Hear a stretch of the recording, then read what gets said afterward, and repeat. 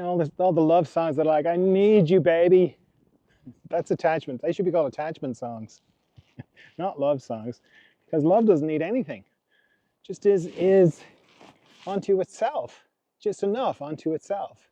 So when you love somebody, you don't need anything from them. You just enjoy being with them. It's just love for its own sake, and that's a beautiful thing.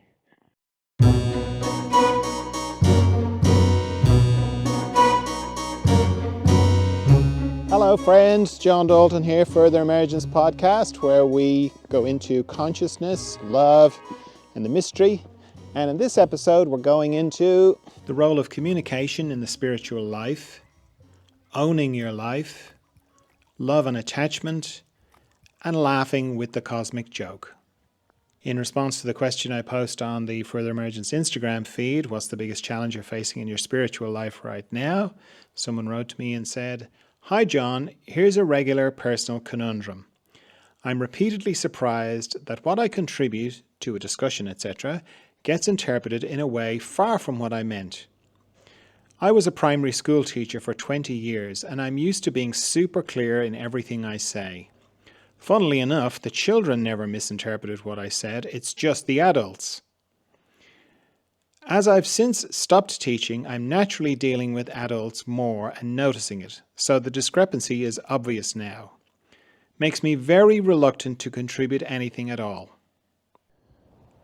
So I kind of think of communication as being, it's like two different things. If you're interested in consciousness and the spiritual life, it's one thing. And if you're not interested in that, it's a different thing. If you're not interested in it, then there's loads of YouTube videos about better ways to improve your communication, and it's great resources.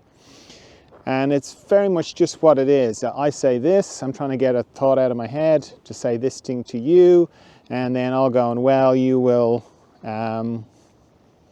receive it, and if you don't, and we can debate, and so on. With consciousness, it's a different thing, in my experience. Because with consciousness, you begin to see that existence is not what it appears, that reality is an illusion. That the idea of being a little person on a big planet is maybe not what's actually going on, that maybe I'm looking into something, and that what I'm looking into is just tailored to me. It's just for me. And that the idea that my experience is the same as your experience and we're sharing the same thing would be like two people wearing virtual reality helmets, and they can communicate through them, but they're both playing different games. And one is going, "Oh, the weather is so great here," and the other one is going, "What are you talking about? I'm fighting a dragon." And the other person is going, "What dragon? What are you talking about?" They can still hear each other, but they're sharing very different realities. You begin to see that it's more like that.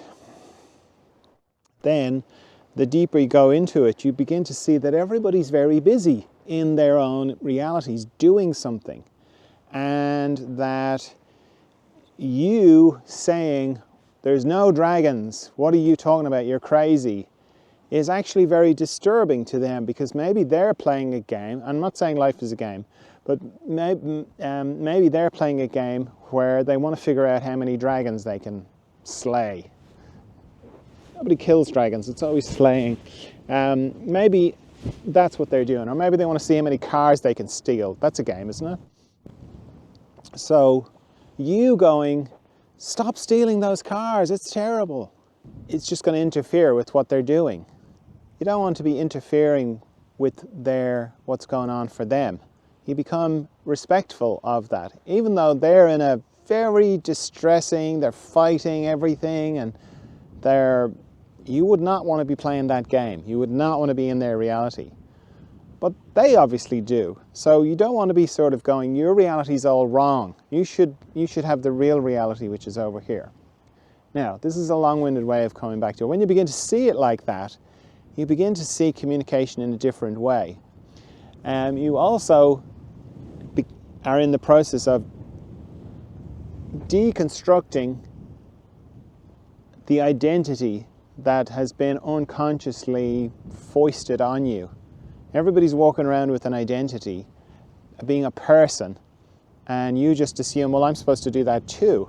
And your parents are going, yes, you know, and you're being related to as a person. As you become more conscious, you start to go, that's not actually correct. There's a lot more going on here than this conglomeration of past things I've been told, history. Even the process of thinking is not what it first appears to be. So you're starting to take that apart. And in the process of that, then you begin to kind of go, well, who is it that wants to communicate? Who is it that wants to be understood? Who is it that wants to be interpreted correctly? So all those things kind of come together in communication, because you realize that we're not sharing the same experience, and communication is a pretty miraculous thing. The fact that we can talk to each other, we can communicate something to each other when we're in very different places, that's amazing. So I'm always more amazed at what communication does happen rather than what doesn't happen. And I know it's very disturbing when you're talking to somebody and something leaves you and you say A, B, C, D, E, F, G, and then they say to you, don't you say X, Y, Z to me. And you're like, well, I didn't say that. I said A, B, C, D. And don't say it again. And it's just, you know, it's disturbing, very disturbing, because you're like, Emma, what's wrong with me? I'm just, you know, I'm not saying any of that thing that's being said back to me. But if you kind of know, like, they're in a very different reality to you, and if it doesn't go through the filter and come out the other side, that's pretty understandable, really. In fact, it's more of an amazing thing if you do say A, B, C, D, E, F to them, and they go, oh, I see, A, B, C, D. I get it. You know, I said E and F. It's like, well, it's gone, you know. So, but when you're in this situation where you're talking to children, children are open and they're absorbing and they want to learn about everything. When you get to adults, we're right into our stuff, we've got all the baggage, we've got a lot of defenses, all sorts of terrible things have happened to us. So we've got all our trauma, you know. So that's kind of what you're talking to. So often when people are disturbed and react to what you say, even though you're not trying to get a reaction out of them, or when they say it back to you and it's completely different, it's because they've changed it into their reality. It's like talking to somebody who you have a shared experience with 10 years ago, and they're telling the story and you're going, that's not how I remember it. That's not how I remember it at all. I don't know what they're talking about. That's not how it happened, but that's the way they're saying it, and for them that's true. Now, you know, you can record it and you can both look at the recording and go, oh, okay, but that's not, you know, we don't go around recording everything so that we can just prove ourselves to be right. But it's just a good example of how it is for other people and how communication can seem like it's being twisted. And it is if you don't understand this thing about they're not doing it on purpose. That's their reality. That's their memory from the past. That's how they heard what you said. So I think the most gentle thing you can do is, rather than kind of going, well, that's it now, I'm just not going to communicate. They can get lost. I'm not interested in, if they're not going to listen, if they're going to keep misinterpreting what I'm saying, then forget it. You can do that, but you'll miss out and it'll make you a bit hard on the inside. So what I encourage you to do is let go of this person that wants to be interpreted correctly, and instead make the focus of your communication about listening. About, you know, like, if you think of it in superficial terms, like it's a conversation and I want to have my contribution, fine, that's fine for people who are not interested in consciousness. But because you're interested in consciousness, it's different. It's more listening in to what I talk about a lot, of listening for the question, the real question, where there's a real communication from that person's reality, where they're in essence wondering about something that's important, like, what am I doing here? Where do I go every night when I sleep? deep dreamless sleep? Where was I before I was here? Who was I? Where am I going after I die? You know, that kind of thing. What about love? What is this thing called love? You know, all these kind of, you know. And not that they'll say it in those words, but you'll get a sense of it. So the process is like, I don't need to say anything. I don't need anyone to agree with me. I don't need anyone to validate me or acknowledge what I'm saying or feel like that was a good contribution to the global conversation. I don't need any of that. But I am listening very carefully when I'm talking to somebody or someone's talking to me for the question. There's a little window opening between my reality and their reality. And they're asking something. Then I can respond to that because there's an openness to it. Then it's not going to be disturbing to them. Because when you let go of the need to communicate for expression so that I can express myself, when you let go of that and you're communicating to help each other, you know, just we're all helping each other home in one way or another. So when you communicate from that place, then you're not trying to tell them that they shouldn't be stealing cars if that's their thing in their little reality. That's the game analogy I'm talking about again. Or that they should see the world the way you see the world. You're just going, well, this is what's working for me. And, you know, if it works for you, that's great. And if not, that's fine as well. If that's where your communication is coming from, and there's a window has opened for where they've asked you a question and they're receptive to it, then it'll get through. Then it'll be of help. There'll be no disturbance, there'll be no misinterpretation, there'll be no backlash, there'll be no nothing. Because you're being respectful to their process, even though you don't know what their process is. But you're being respectful that you're in a process, okay.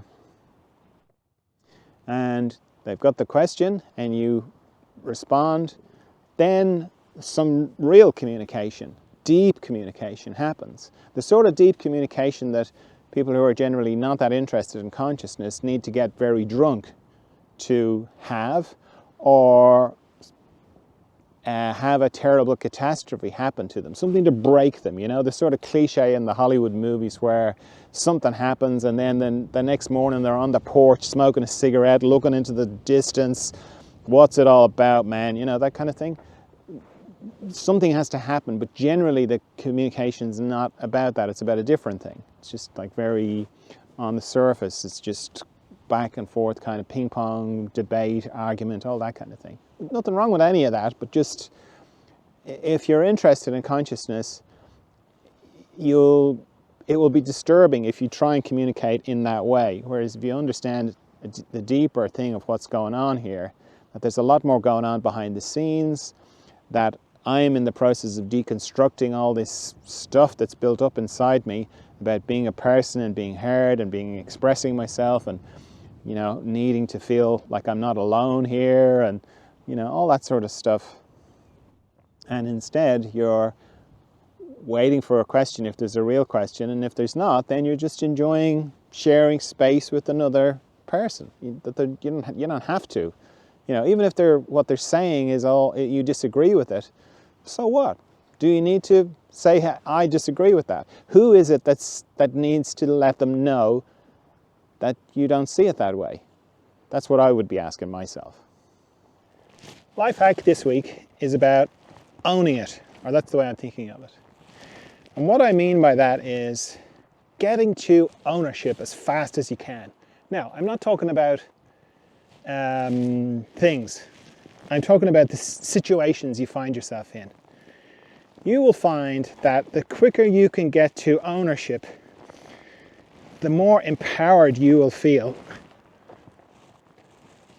That sounds great, doesn't it? But it can be very tricky to do because somebody betrays you, somebody lies to your face, somebody steals from you, somebody does something to you. How do you own that? You didn't make them lie to you, you didn't make them cheat you, betray you, backstab you, you know, sort of stuff people do. You didn't make them do any of those things. It's kind of out of your control. So you go, how do I own that? You own it by simply saying, I own it. And the reason to do that, why would you even bother to do that? Why would you even bother to own something like that? Is because when somebody does something to you, it's very easy to feel disempowered. Like you are a leaf that's just blown around in the wind. The winds of fate are just blowing you this way and that way, and there's nothing you can do about it. All you can do about it is get blown around. And that doesn't feel good. That feels terrible. Because then it's like, well, what's going to happen next? I'm just, at the whim. And you don't know if that's true or not. Maybe you are, maybe you aren't. But as soon as you can get to ownership, like I made this happen, not in a judgmental way, not in a way that makes you feel bad, but in a majestic, expansive, I created this whole thing. I don't know why I did, but I'm going to claim it. I'm going to own it. It activates different machinery inside you when you are asking yourself, when you're wondering about why you created it in the first place. You're wondering about it. If you were kind of feeling like a leaf blown around in the wind, you'd never ask yourself. You'd never wonder why this happened. You would always be feeling like you were a victim of everything. When's the next terrible thing going to happen to me?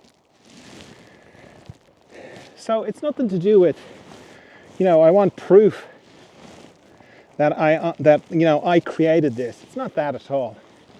There's no proof. You won't get proof. You'll never get the proof, but you'll get the change in the way you feel on the inside, because you'll feel different. As I say, you'll activate different machinery inside yourself when you go, I did this. I don't know how I did it. I don't know why I did it, but I'm going to own it. I'm going to claim it. And that's for everything. The little things in your own life, but also the bigger things on the global stage, the wars, the famines. I own it all. I don't know how I do any of it, but I'm going to own it all, because then I think about it differently. I'm not giving myself a hard time about it, like, oh, why did I create this? I start from the perspective of I don't know, but by owning it, I'm feeling charge in some way, and it becomes a very interesting puzzle that I'm in the process of figuring out, or at least trying to figure out, when I own it. And I've done both, like I'm sure you have. I've felt like a victim, and it feels awful. I don't like it. And when I take ownership of everything, I don't feel like a victim, and I don't feel as awful. I still feel very bad about the terrible things that happen in the world. I wish they didn't.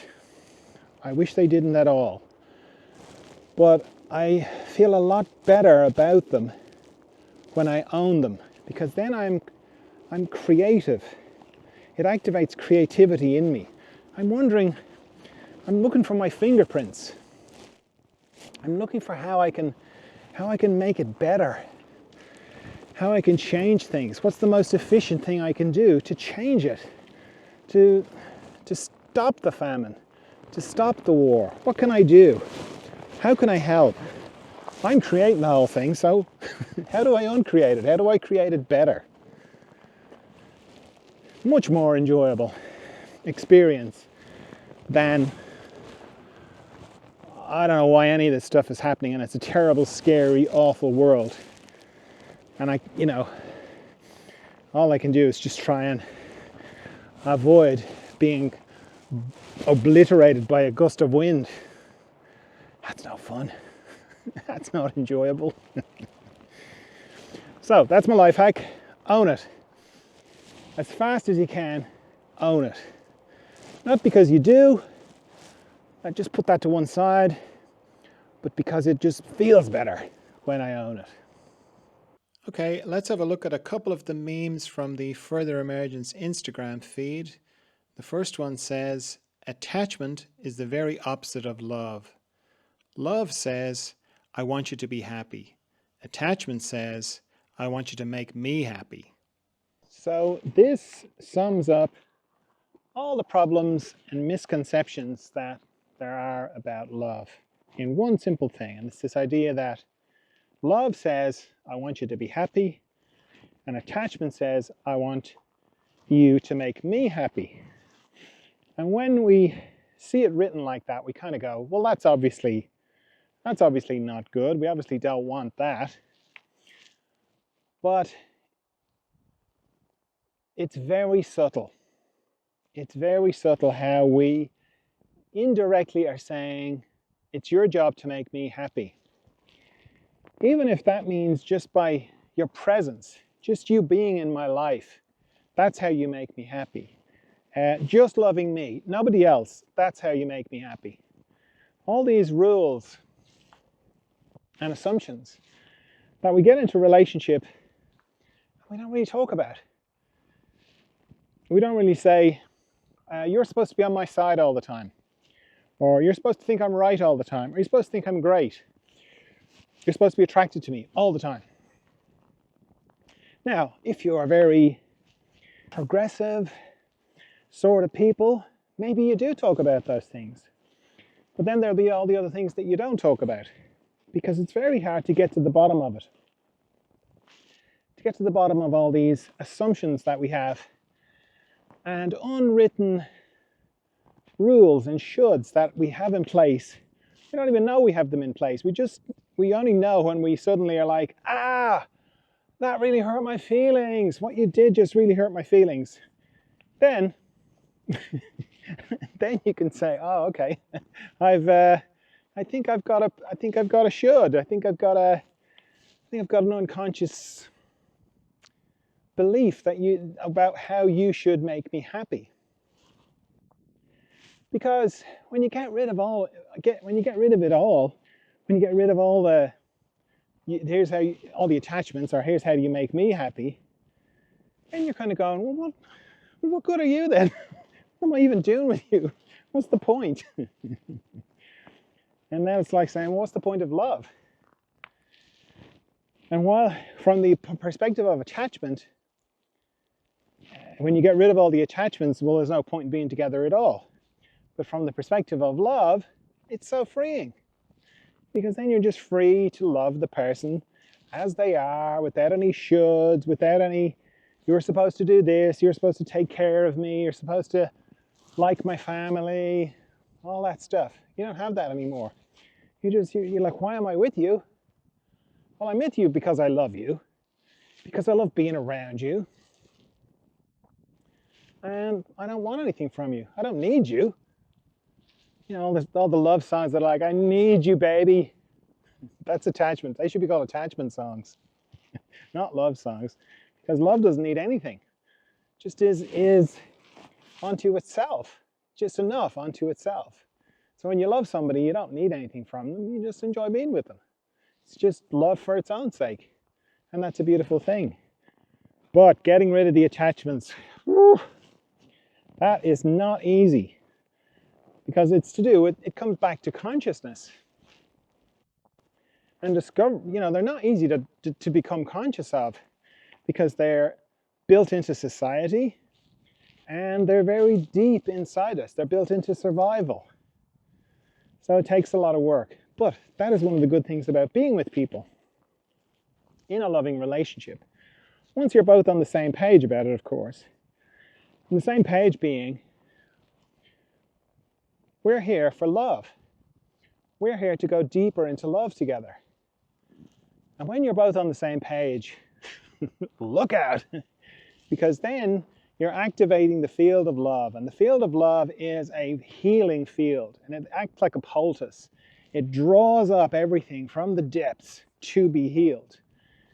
It's not hearts and flowers. It's not happily ever after. It's not all the stuff that you've been told about it. It can be painful. It can be hard going. It can be deeply, deeply healing. But it's a disruptive energy when you activate it.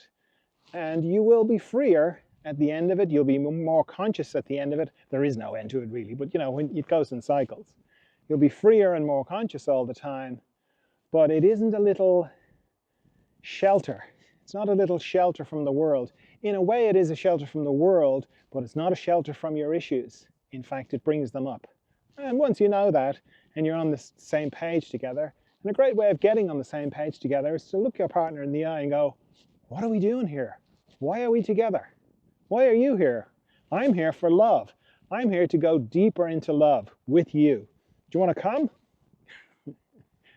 And if they don't, it's like, okay, that's no problem. I'll do it with somebody else. Because to not do it together, it's very hard for one of you to do it on their own. Very difficult. And there's no need to. There's plenty of people who want to go deeper into love with you. And the other one is a quote from Osho. And he says, the whole play of existence is so beautiful that laughter can be the only response to it. Osho is a very interesting character.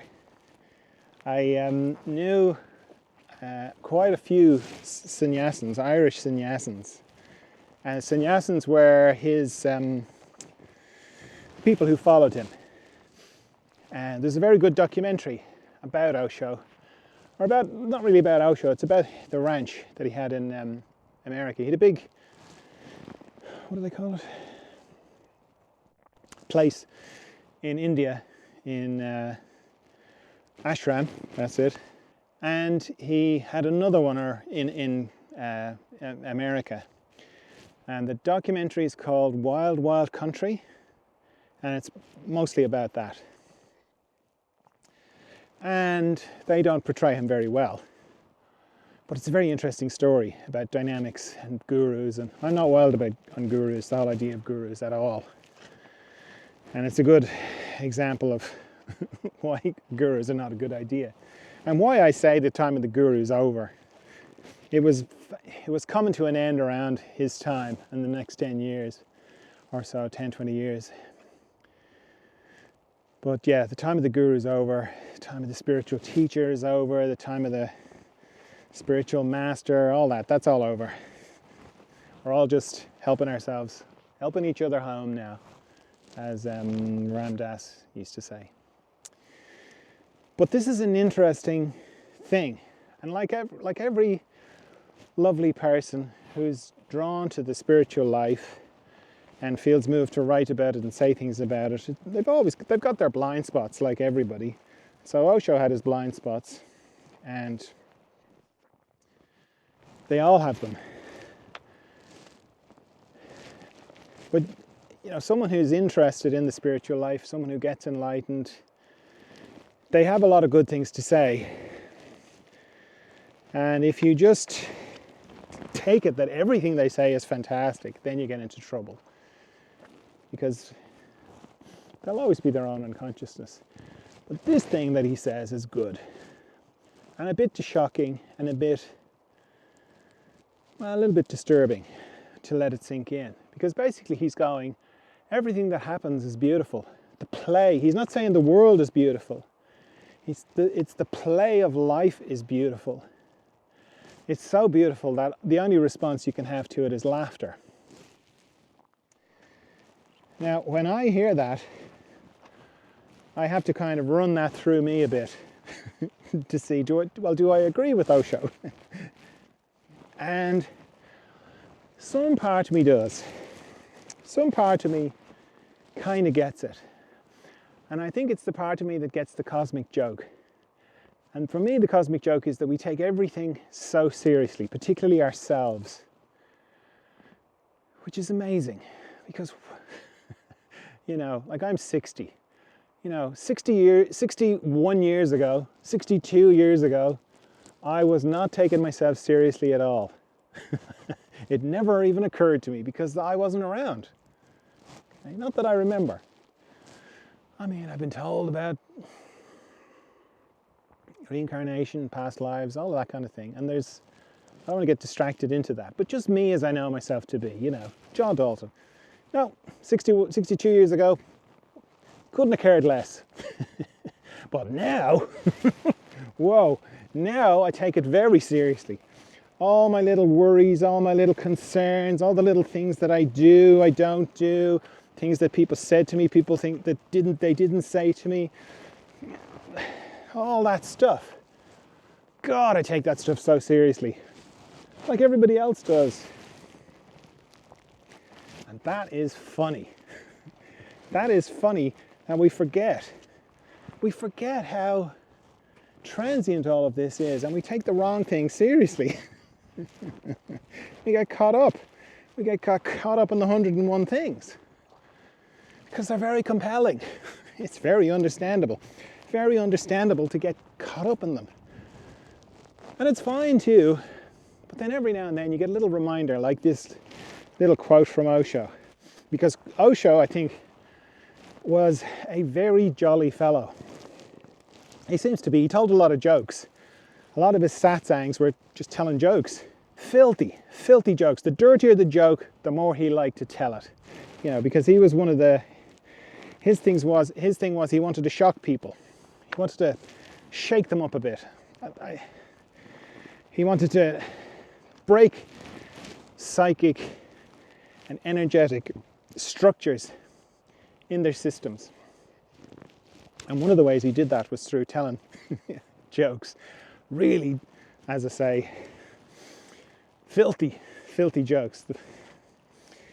But I think someone who appreciates humor in a way gets the cosmic joke. That's why I have such a soft spot for comedians.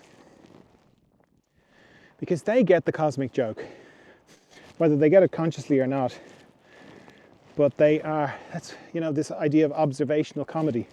What's that mean? That means they're just looking at things and seeing how stupid they are, how stupid we are, how ridiculous we are.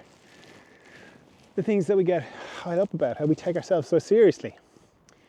So this idea of that the whole play of life is beautiful, not what's happening in the life, but the whole play of it is so beautiful that the only response is laughter.